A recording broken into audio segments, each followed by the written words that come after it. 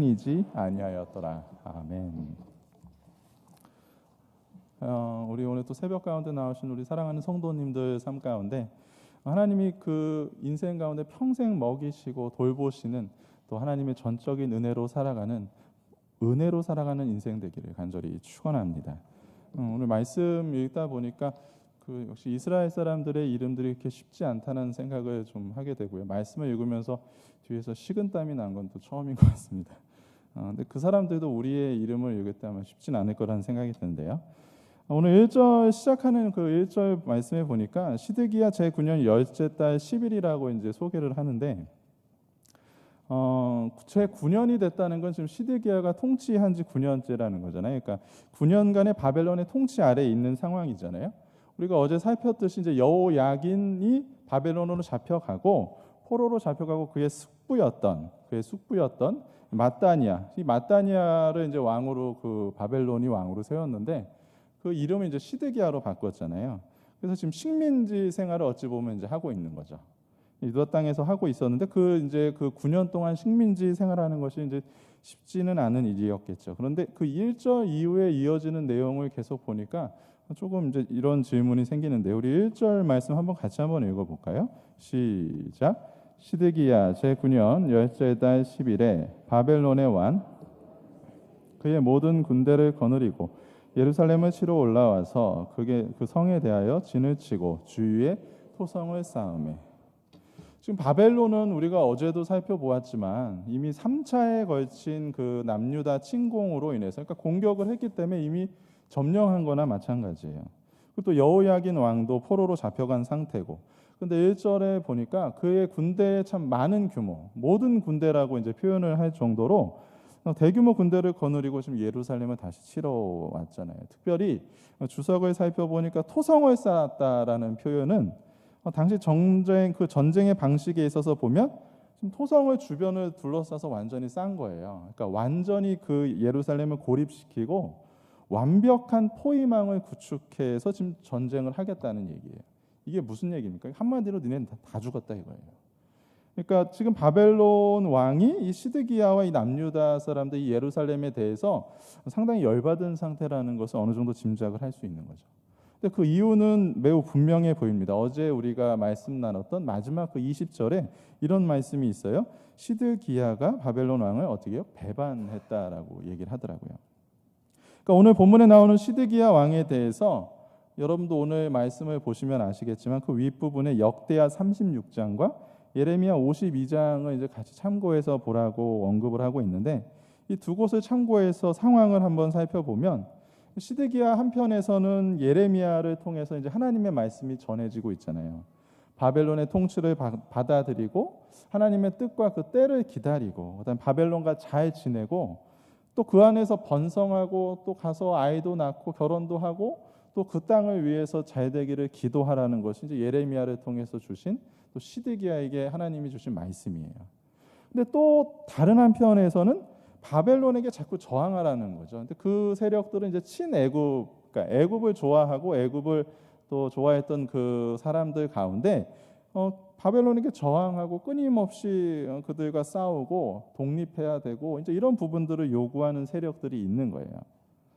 시드기야가 결정한 것은 오늘 우리가 읽은 말씀 그대로 바벨론을 배반했고 그다음에 이제 바벨론과 싸우기를 결정했어요. 근데 그게 어느 정도냐면 2절에 보니까 이런 얘기 있는데 2절 말씀 같이 읽어보겠습니다. 시작. 그 성이 시드기야 왕 제11년까지 포위될 정도로 지금 계속 항거하고 있는 거예요. 여러분 그 대략 날짜를 한번 살펴보시면 그 이제 3절에도 날짜가 식량이 떨어진 부분이 언급되어 있는데 앞에서 언급드린 대로 3차에 걸친 공격을 받았었어요.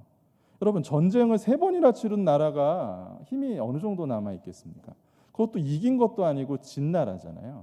근데 그런 상태에서 그런 국력을 감안해 볼 때 당시 이 대규모의 바벨론 군대를 맞아서 학자들이 얘기하는데 대략 1년 7개월, 그러니까 무려 19개월이나 예루살렘 성이 지금 버텨내고 있다고 말을 하더라고요. 근데 버틸 수 있었다라는 측면이 참 놀라운 것 같아요.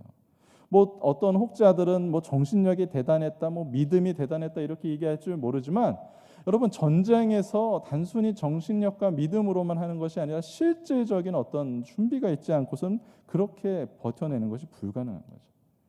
그러니까 1년 7개월 이상 버텼다는 이 측면은 어느 정도 우리가 예상할 수 있는 것은 이들이 일시적으로 이 시드기야와 남유다 사람들이 그냥 아우 나 바벨론 싫어 충동적으로 그냥 싸우자 이렇게 나간 게 아니라는 거죠. 어느 정도의 준비가 어느 정도 최소한 그 정도 버틸 수 있는 준비가 있었다는 것을 알 수 있는 거예요. 실질적으로 그 기간 동안 이 시드기야 왕이 친애굽파 쪽 그들을 바벨론에 반대해야 한다는 이 사람들의 말을 듣고 착실히 준비했다는 생각이 들어요. 시드기야와 그들에게 그렇게 주장하는 자들에게 그냥 대책 없이 그렇게 했겠습니까? 뭔가 믿는 구석이 있었겠죠. 믿는 구석이 있으니까 전쟁을 하지 않았겠습니까? 그 당시에 바로 그들에게 믿는 세력, 그들의 믿는 구석으로 등장하고 있는 나라가 바로 애굽이라는 나라예요. 애굽이라는 나라. 당시 돌아가는 정세가 한참 주춤해 보여서 바벨론의 부흥과 함께 주춤해 보이고 사라지는 것 같은 그 애굽이 그 순간 그 시점에서 다시 일어나는 모습을 그들이 보게 되거든요.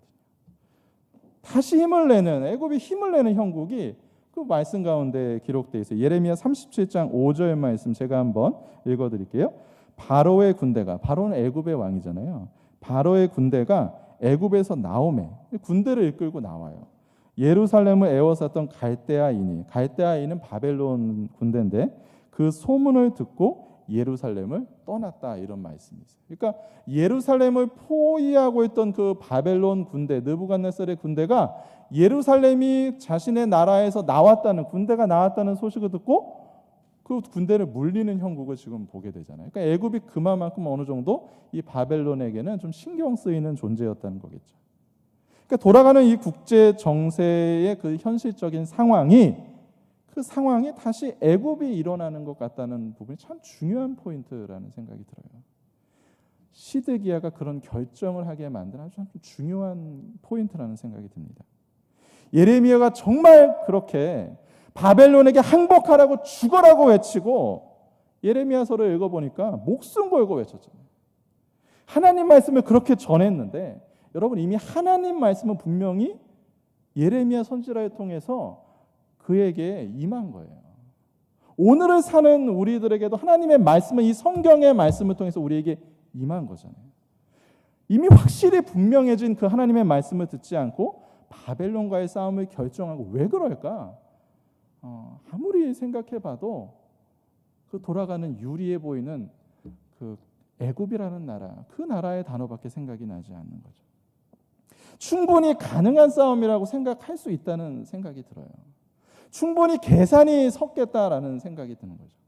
어느 정도만 버티면, 이 사람들이 생각한 게 1년인지 2년인지는 모르겠지만 최소한 이 정도 버티고 있다면 애굽이 다시 돌아와서 이 바벨론을 우리가 원하는 대로, 우리가 원하는 상황대로 종료시키지 않겠냐라는 그런 계산이 있지 않았겠습니까? 근데 참 중요한 것은 성경에서 이렇게 말씀해요. 그렇게 철석까지 믿고 있던 애굽은 결국 이 남유다 시드기야 왕에게 전혀 도움이 되지 않았다는 거예요. 예레미야 37장 아까 5절 읽었는데 7절에 보니까 이런 말씀이 있어요. 이스라엘의 하나님 여호와께서 이와 같이 말씀하시니라, 너희를 도우려고 나왔던 바로의 군대는, 애굽의 군대는 자기 땅 애굽으로 돌아가겠고. 근데 실제로 돌아갔어요. 그러니까 나왔다가 도와주려는 것 같은 모습이 있었는데 다시 돌아갔어요. 학자들은 그냥 시위만 했다 이렇게 표현을 하더라고요. 그러니까 말씀 그대로죠.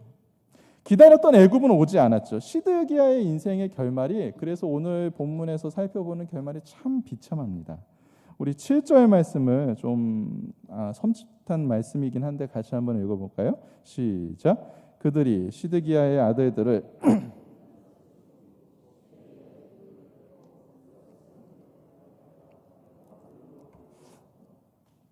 여러분 지금 이 말씀 읽으시면서 정말 이런 만약에 아버지로서, 그렇죠? 그리고 사람 인생을 살면서 이런 비참한 인생을 산다면 정말 얼마나 아름답지 못하겠습니까?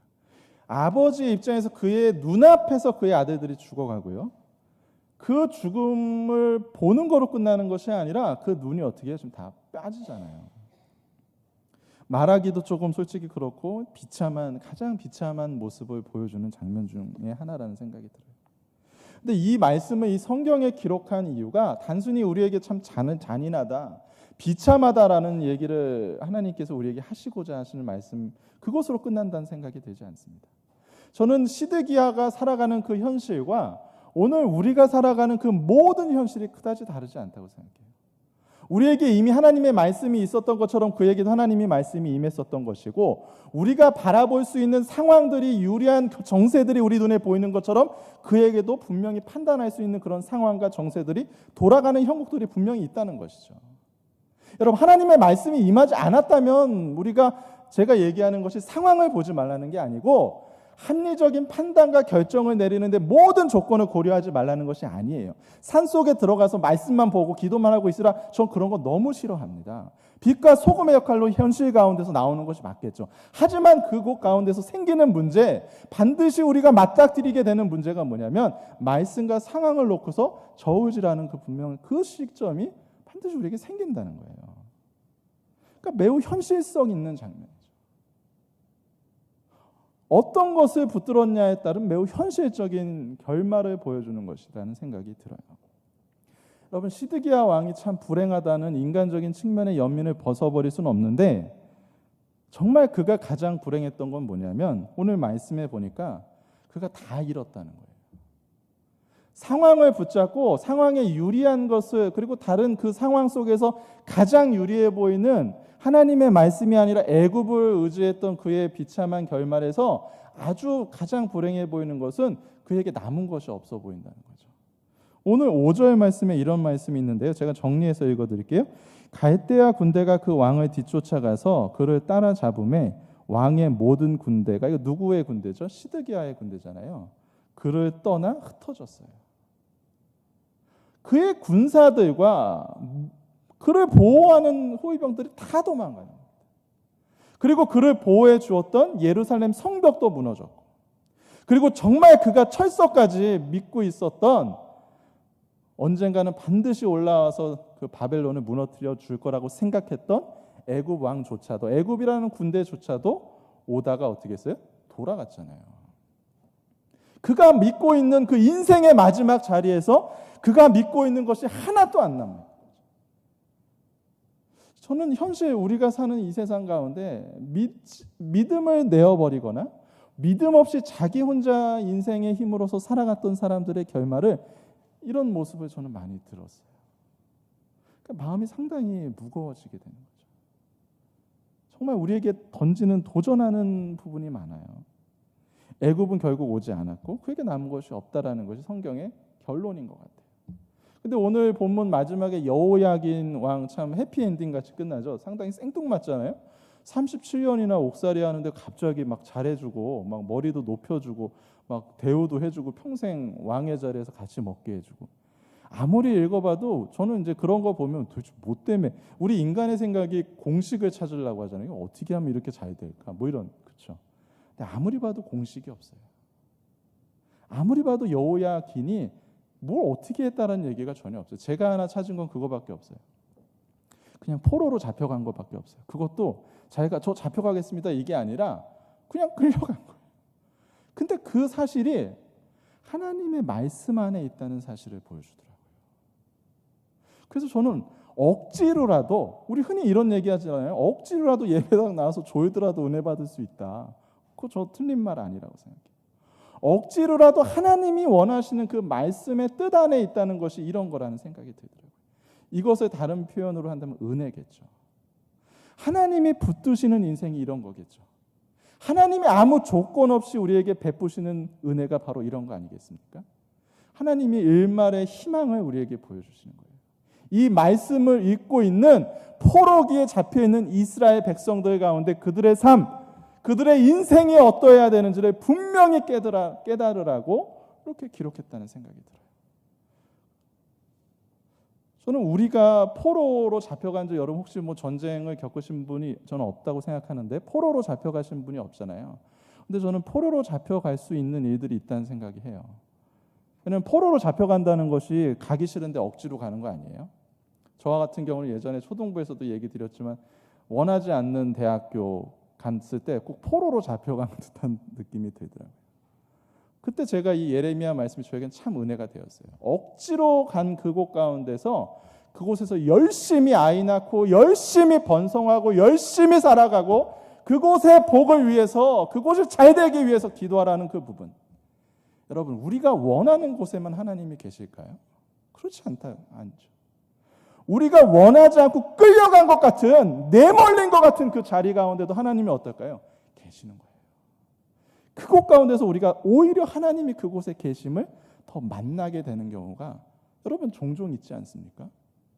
여러분, 그래서 주님께 바짝 엎드리게 되는 경우가 더 많지 않습니까? 이 시드기야 왕의 이 모습이 단순히 이 시드기야 왕만, 그 인생이 눈이 빠지고 아들들이 그 눈앞에서 죽어가는 모습이 인류 역사 가운데 이 사람만 당한 일이라면 저는 이 사람을 연민해주고 정말 불쌍하다 이렇게 얘기하겠지만 그렇지 않습니다. 인류 역사 가운데 이 사람만 이런 일을 겪은 게 아니에요.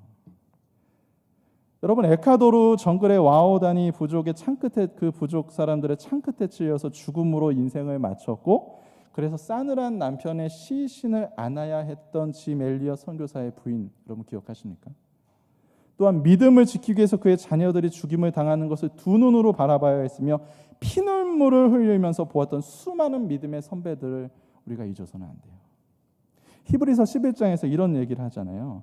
또 어떤 이들은 더 좋은 부활을 얻고자 하여 심한 고문을 받되 구차히 풀려나기를 원하지 않았고, 또 어떤 이들은 조롱과 책찍질 뿐 아니라 결박과 옥에 갇히는 시련도 받았으며 돌로 치는 것과 더 심각하더라고요. 톱으로 켜는 것과 시험과 칼로 죽임을 당했는데 그 학대를 받았지만 그들이 광야와 산과 동굴과 토굴에 유리했다 하면서 이들을 향해서 세상이 이런 자들을 감당할 수 없다라고 평가합니다. 정말 비참하잖아요. 톱으로 켬을 당하는 것만큼 비참한 것도 있겠어요? 근데 이 비참하다고 이렇게 비참해 보이는 인상을 성경은 비참하다고 하지 않고 오히려 영광스럽다고 해요. 이들의 이 마지막 인생의 결말에 되다가 영광이라는 단어를 갖다 붙여요. 처절해 보이고 비참해 보이는 죽음이 어떻게 영광이 될 수 있을까? 어떻게 예수 그리스도의 그 고통스럽고 수치스러우며 모멸스러운 멸시당하는 십자가가 어떻게 하나님의 가장 큰 영광이 될 수 있을까? 제 스스로에게 이런 질문을 던지지 않을 수 없었어요. 상황이 어떠함에도 상황이 어떻게 변한다 할지라도 오늘 현실뿐만 아니라 과거, 현재 그리고 미래의 모든 관점 가운데서, 영원의 관점 가운데서 우리를 바라보시고 우리를 위해 쉬지 않으시고 우리를 구원하시기를 기뻐하시는 그 하나님의 열심히 흠뻑 담긴 하나님의 말씀을 향한, 변함없는 그 하나님의, 흔들림 없는 하나님의 말씀을 향한 온전한 정한 마음이 있지 않았겠습니까? 그럼 믿음이라고 하는 거겠죠. 시편 기자의 고백이 오늘 이 새벽 저와 여러분의 고백이 됐으면 좋겠어요. 시편 51편 10절에서 이렇게 얘기하더라고요. 하나님이여 내 속에 정한 마음을 창조하시고 내 안에 정직한 영을 새롭게 하여 주시옵소서. 이게 우리의 기도가 돼요. 다른 기도보다 내 마음에 없다는 거잖아요. 창조라는 것은 무에서 유를 창조하는 건데 우리 마음에는 정한 마음이 없습니다. 우리 마음에는 하나님을 향한 이 붙들리는 믿음이 없다는 거예요. 하나님 우리에게 믿음을 주시옵소서. 하나님 상황이 아니라 하나님 말씀을 붙잡을 수 있는 정한 마음을 허락하여 주시옵소서. 이것이 오늘을 살아가는 저와 여러분의 복된 믿음의 기도가 되어야 되죠.